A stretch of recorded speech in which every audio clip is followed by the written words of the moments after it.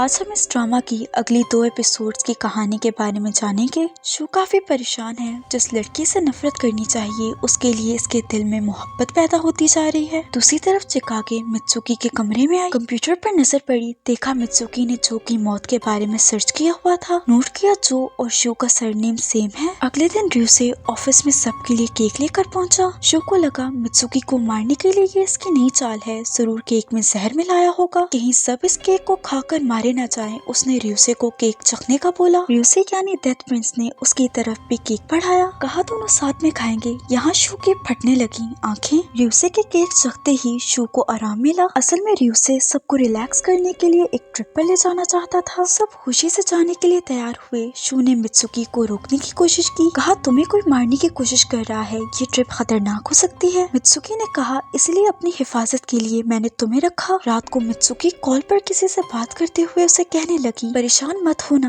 मैं अपना वादा पूरा करूंगी। सुबह सब एंजॉय करने पहाड़ों पर पहुंचे। र्यूसे सबके मेहमान नवाजी कर रहा था। शू ने उस पर नजर रखी हुई थी, यही सोच रहा था इसके मारने से पहले वो मित्सुकी को मारेगा। बस एक सुनसान जगह चाहिए जहाँ पर वो उसका गला घोंट कर मार डालेगा। खाना खाते हुए मजाक में चिकागे ने शू की तस्वीर ली। बाद में इसी तस्वीर को किसी को सेंड किया और कहा वो इसकी इंफॉर्मेशन निकाले। मित्सुकी र्यूसे के साथ अकेले पहाड़ों में घूमने लगी। शू दोनों को ढूंढते हुए र्यूसे तक पहुंचा तो देखा मित्सुकी उसके साथ नहीं है। र्यूसे से कहा मित्सुकी मेरी टारगेट है, मैं उसे मारूंगा। और तुम क्यों उसे मारना चाहते हो, तुम्हें किसने सुपारी दी? र्यूसे ने जवाब दिया 24 घंटे उसके साथ होते हो, अभी तक क्यों नहीं मारा? कहीं तुम्हारे दिल में उसके लिए जज्बात तो नहीं जागने लगे? और मुझे किसने सुपारी दी ये मैं तुम्हें बताना जरूरी नहीं समझता। बातों के दौरान दोनों लड़ने लगे। लड़ाई उस वक्त रुकी जब दोनों ने मित्सुकी को आते देखा। र्यूसे ने कहा मुझे जरूरी काम से जाना है, तुम शू के साथ चली जाओ। शू खुद हैरान हुआ, भला डेथ प्रिंस उसे मित्सुकी के साथ अकेला क्यों छोड़ना चाहता है। कैंप की तरफ लौटते हुए काफी तेज बारिश होने लगी। उससे बचने के लिए वो एक हट में रुके। हट के पास लगे साइन बोर्ड पर डेथ प्रिंस का मार्क है, इसका मतलब ये हट डेथ प्रिंस का ट्रैप है। दोनों हट में अकेले हैं। शू के पास मौका अच्छा था, उसने रस्सी निकाली, मित्सुकी की तरफ बढ़ने लगा। तभी उसे तात्सुकी की कॉल आई। वो पूछ रहा था दोनों वापस कब आएंगे। मित्सुकी ने कहा जैसे ही बारिश रुकेगी वो दोनों आ जाएंगे। इसी दौरान बिजली जोर की कड़की, जिससे मित्सुकी काफी डर गई। उसने शू को गले लगा लिया। मित्सुकी ने बताया उसे बिजली कड़कने से बहुत डर लगता है। शू बताने लगा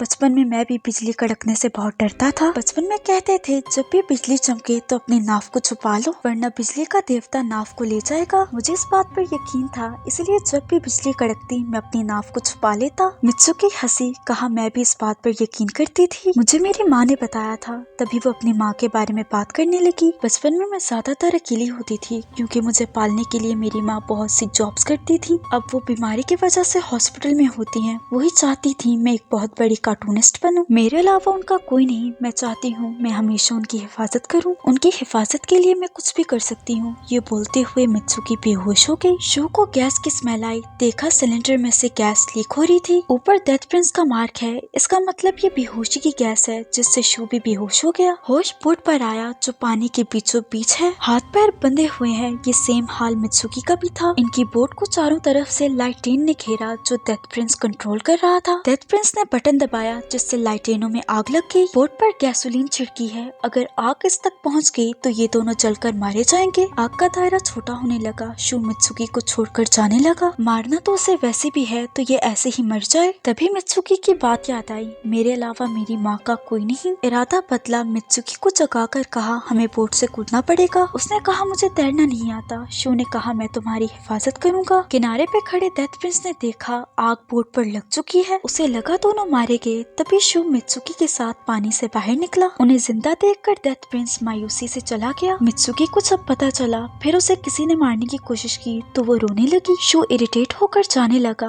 मित्सुकी ने उसे गले लगाया और उसे बचाने के लिए शुक्रिया कहा। शू की दिल की धड़कन तेज हुई। वो जल्दी से हाथ छुड़ाकर भागा। इसके बाद मित्सुकी को काफी तेज बुखार हुआ। शू ना चाहते हुए भी उसका ख्याल रखने लगा। तभी उसे मित्सुकी की ड्राइंग दिखाई दी। ये वैसे ही सेम ड्राइंग है जैसे आउई ने उसके कार्ड पर बनाई थी। बचपन में आउई ने उसे बताया था ये उसके लिए उसका लकी चार्म है। जब भी वो उदास होती है इसे ड्रॉ करके उसे अच्छा महसूस होता है। ड्राइंग देखते ही शू ने मित्सुकी से पूछा क्या तुम आउई हो? मित्सुकी ने ना में जवाब दिया। शू का दिल अभी भी नहीं माना। वो भले ही इस चीज को छुटलाती रहे लेकिन उसका दिल कहता है ये आउई है। तात्सुकी ने शू पर नजर रखी हुई थी। वो हमेशा शू को मित्सुकी से दूर दूर रहने का बोलता। वो चाहता है रियोसे और मित्सुकी आपस में रिलेशनशिप में आए, जिससे न्यूज़मैन के बारे में बात होगी और ऐसे इनकी मूवी भी हिट हो जाएगी। शो को उन दोनों के बीच में टांग अड़ाने से मना किया। शो ने बताया वो मित्सुकी को उसके साथ अकेला नहीं छोड़ सकता क्योंकि रियोसे बहुत खतरनाक आदमी है, वो मित्सुकी को अपना शिकार बनाएगा। यहाँ तात्सुकी को ये लगा शो रियोसे के फ्लर्टी नेचर के बारे में बात कर रहा है। जाहिर है रियोसे जापान का सबसे हैंडसम आदमी है, उसने बहुत सी लड़कियों का दिल तोड़ा होगा। अगर उसने मित्सुकी का भी दिल तोड़ा तो मित्सुकी का किसी चीज में दिल नहीं लगेगा,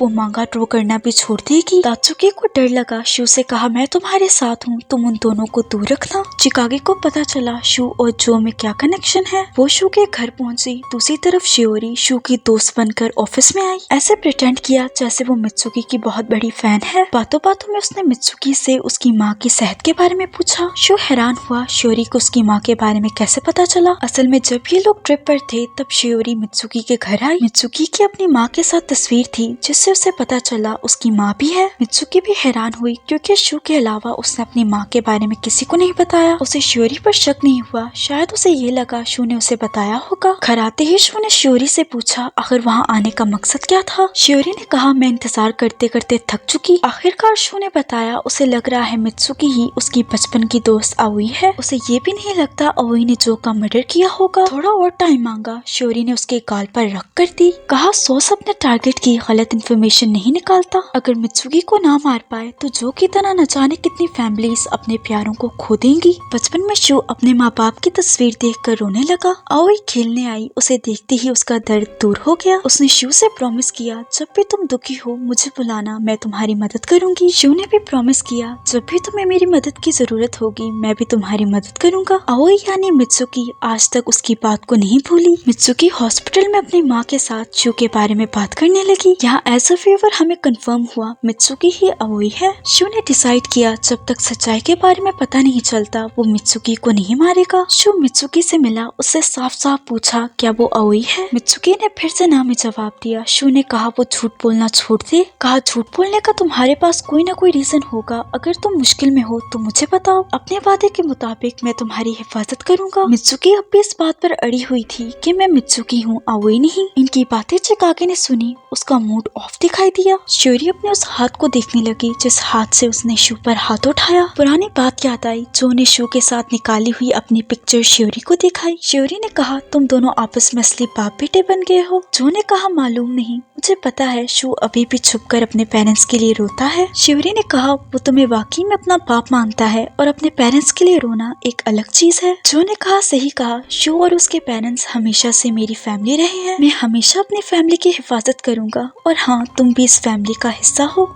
सब मूवी के सेट पर पहुंचे क्योंकि रियोसे और मित्सुकी का वहां इंटरव्यू होना था। रियोसे वहां पर हेडशॉक लेकर आया क्योंकि मूवी में उनका भी रोल है। शू को इस बात पर भी शक हुआ क्या पता ये भी उसका ट्रैप हो। हेडशॉक देखते हुए मित्सुकी मुस्कुराई, उसे देखकर शू का दिल थोड़ा सा फिसला। इनका इंटरव्यू स्टार्ट हुआ। इंटरव्यूअर ने सवाल किया उनका मोहब्बत के बारे में क्या कहना है। रियोसे के नजदीक मोहब्बत एक वहम है, आदमी अगर अपने पांचों हिस्सों को अपने काबू में रखे तो वो प्यार में नहीं पड़ेगा, इसलिए मैं कभी प्यार में नहीं पड़ा। मित्सुकी ने जवाब दिया मोहब्बत बेमायनी है, मजबूत मोहब्बत जो लोगों के पुराने ख्यालात को छुड़वा दे वो सच्ची मोहब्बत हो सकती है। शू और सबसे ज्यादा रियोसे को ये बात अच्छी लगी। इंटरव्यू के बाद सब चॉकलेट खा रहे थे। रियोसे ने चुपके से हेडशॉक को डब्बे में से आजाद किया। मित्सुकी ने उसे चॉकलेट खाने के लिए बुलाया। शू ने जल्दी से डब्बा अपने हाथ में लिया। रियोसे को आंखें दिखाते हुए सारी चॉकलेट्स चट कर गया। मित्सुकी के हाथ में एक चॉकलेट अभी भी बची थी, उसने रियोसे के मुंह में डाली। ऐसा करते ही उसके पांचों हिस्से उसके कंट्रोल से बाहर आ गयी। उसे मित्सुकी से मोहब्बत होने लगी। तभी उन्हें पता चला हेडशॉक गायब हो गए। मित्सुकी ने टेंशन में कहा जल्दी ढूंढना पड़ेगा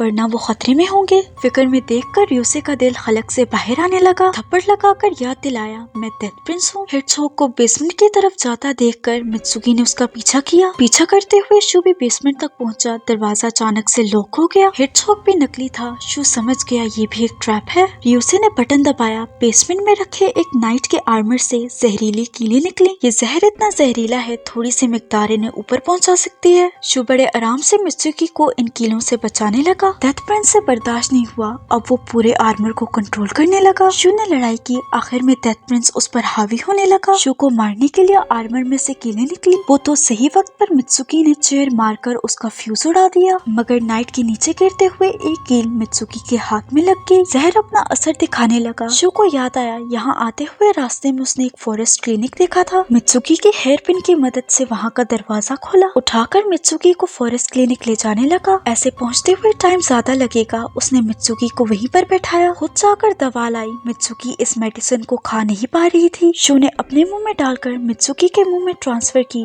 जिससे उसे होश आया। उसने शू को बता दिया, मैं ही आउई हूँ, मुझे मित्सुकी बनाकर मित्सुकी की जगह रखा गया है। दूसरी तरफ शियोरी आउई की माँ से मिली और पता चला मित्सुकी ही आउई है। इसी के साथ ये पार्ट यहीं पर एंड होता है। अगर आपको वीडियो पसंद आई तो लाइक, शेयर और सब्सक्राइब करते जाना। मिलते हैं अगली वीडियो में।